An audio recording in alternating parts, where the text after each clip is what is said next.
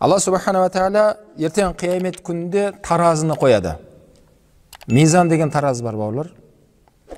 Сол мизан таразыда амал дәптерлеріміз қойылады. Қазір бұлай білінбейді. Қазір бәріміз деңгейіміз бір секілді жүрміз ғой мына өмірде. Бірақ сол амал дәптеріміз иншалла оң жағынан келуді нәсіп етсін. Алдымыздан келуді нәсіп етсін. Бұның өзі бізге белгі береді дейді. Құранда Алла айтады. Сондай сүйіншіленген қауымдардың амал дәптерлері алдынан келгендер, оң жағынан келгендер қуанады дейді. Алла сақтасын, амал дәптері артынан келгендер, сол жағынан келгендерге қасірет болады дейді. Сол мизан таразыларға қойылады дейді.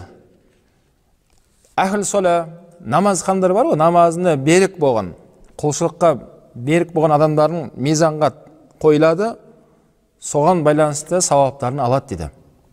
Мына кісінің намазы осынша сауап жинап, бәрекелді алып жатыр. Екіншісі намазы мынандай болған екен, ол мынандай болып алып жатыр.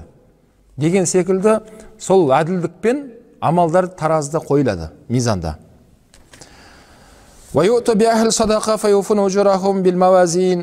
Садақа ахілдері келеді дейді.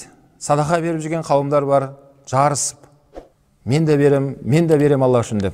Соларында амал дәптерлері садақа берілетін қауымдардың тізімінде кетеді оларда дейді. Мизанға қойылады. Одан кейін үшінші қауымдар келеді дейді.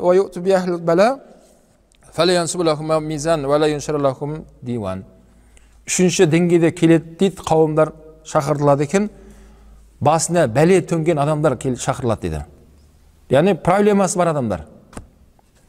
Бірақ Расул айтады, олардың амал дәптерлері мизанға қойылмайды дейді. Оларға Алла Тағала өзі еселеп сауабын бере салады дейді, өткізіп жібереді дейді.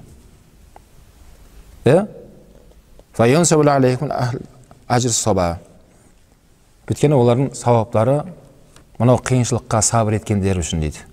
Демек, қиыншылыққа сабыр ету, мына хадис бойынша қарайтын болсақ, намаздан да, садақадан да сауап көп болып тұр екен. Сол жағымен салыстыратын болсақ, сабырлықтың несі көп екен, сауап көп.